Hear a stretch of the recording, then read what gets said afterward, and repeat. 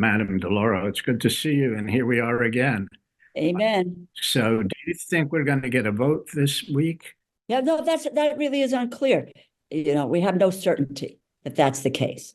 If it becomes a reality sooner than later, where do you think you'll be on the issue?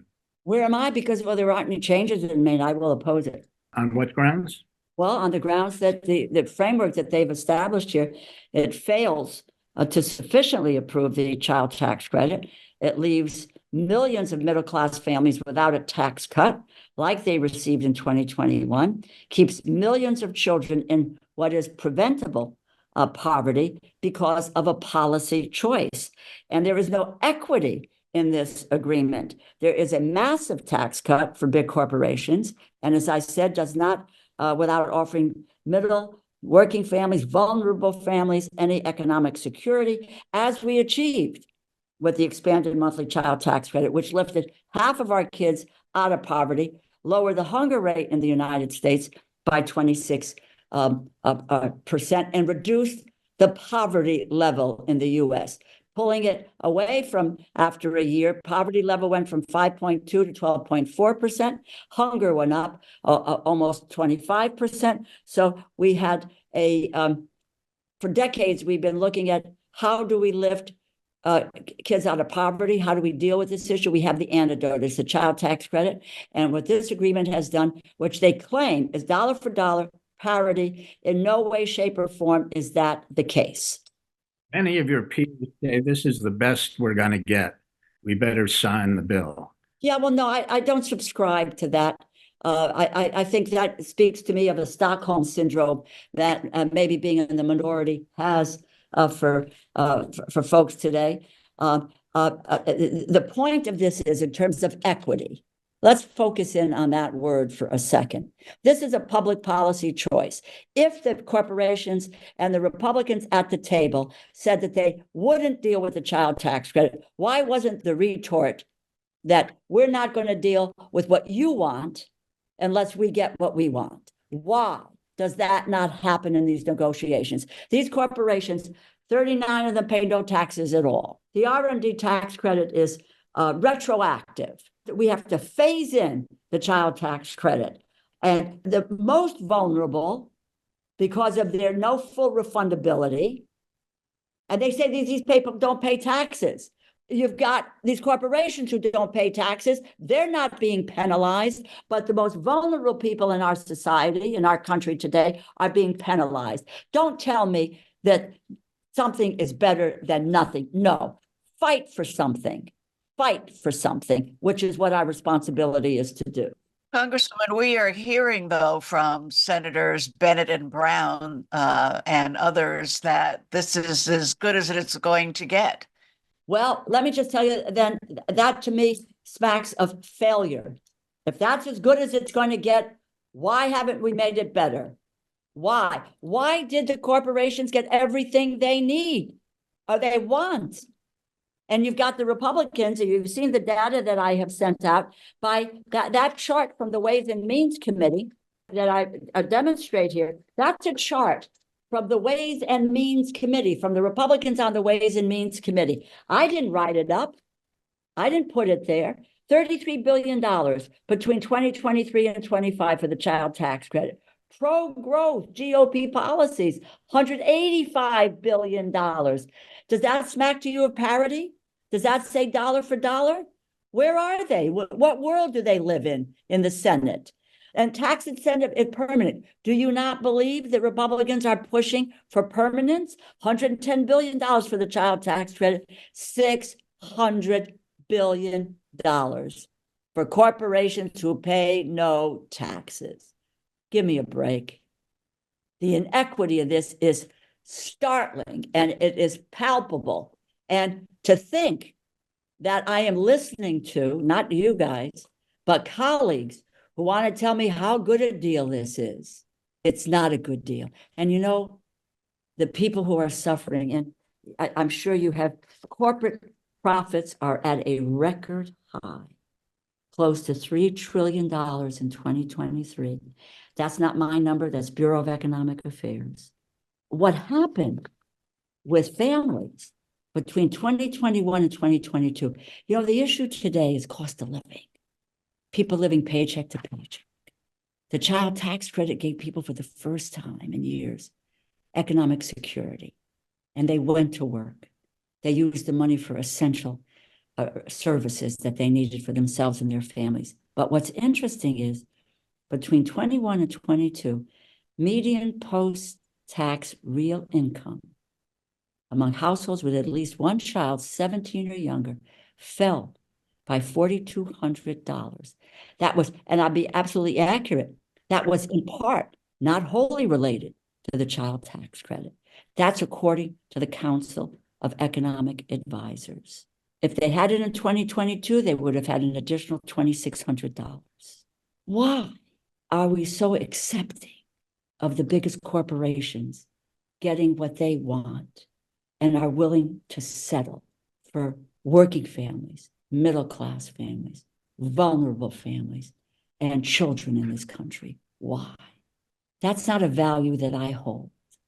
One of the things that you object to most, I think, is the poorest families that are still left out of this. They are left out.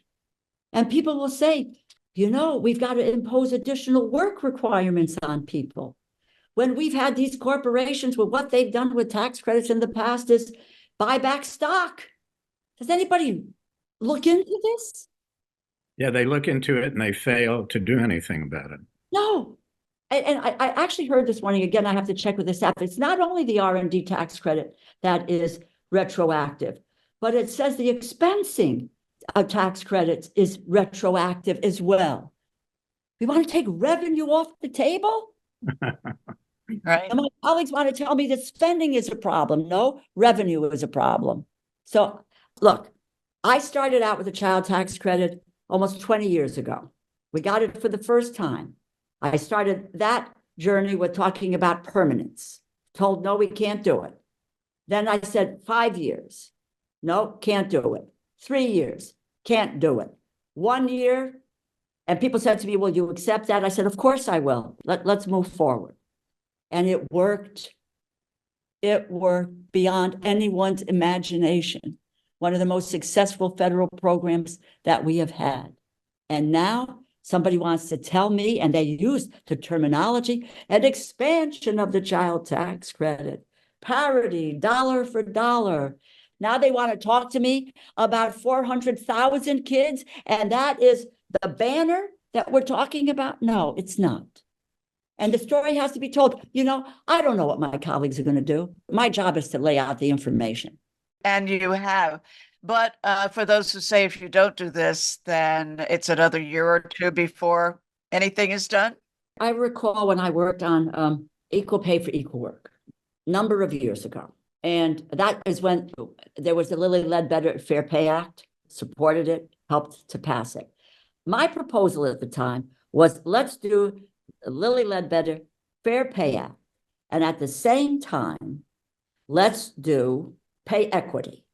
Men and women in the same job deserving the same pay. Okay? That would go in tandem. I was told at the time by the senator from Maryland that can't do it. Let's do Lilly Ledbetter and fair pay, and then we'll follow on by pay equity, equal pay for equal work. Let me tell you, it's 15 years. This is an institution that checks a box. In 2026, the child tax credit will go down to $1,000. Do I believe? Some people will tell me, well, we got to win the elections. I believe we'll take the House back. I don't know if we're going to take the Senate back. And I don't know whether or not we get the presidency back at this moment. I'm going to work like hell to make it happen. Don't tell me. You know what? Was it Janis Joplin who said, get it while you can? This was an opportunity. This was an opportunity at a time when we had all of the evidence that demonstrates to us that this is a success. You got to fight like hell. And we have to have red lines as they have to have red lines. We just keep moving away from our red lines. So you are a definite no then. I am a no on what we have there. Yes. I don't know. Hell, yes, I'm a no. People keep telling me they're going to improve it. Improve it when? What's the improvement? Let's go. Let's get this done. When do you speak on the floor again on this bill? Well, if it comes up, and by the way, they're going to bring this bill up on suspension because these folks can't pass anything. That means they need 200 Democratic votes. Give me a break. I think it was Lyndon Johnson who said that what's the use of the power if you don't use it? What's the use of the leverage if you don't use it? So if it comes up and I have the opportunity, I'll take the opportunity to speak. I was at the Democratic caucus meeting this morning, and I said a few things about it. I distributed the materials. There's a Democratic whip meeting tomorrow. I will get up and speak there. Last week, I went to the Progressive Caucus meeting.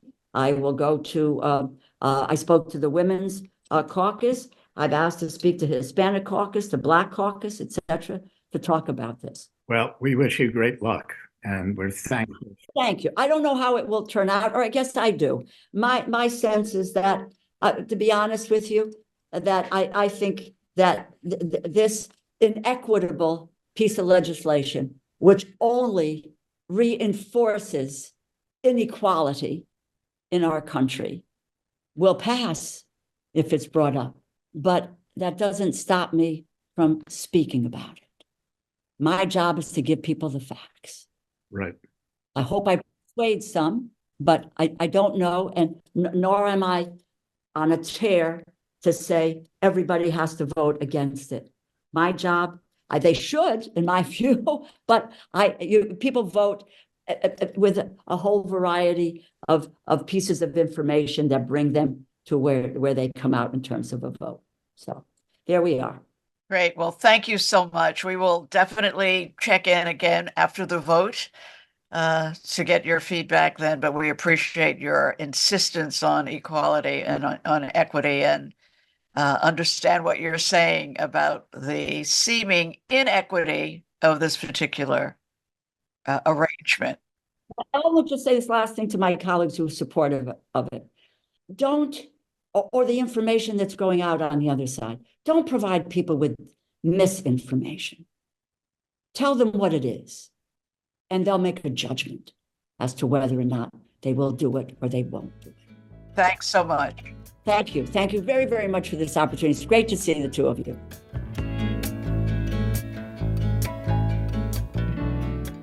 Thanks so much for joining us on the Invisible Americans podcast, available wherever you get your podcasts.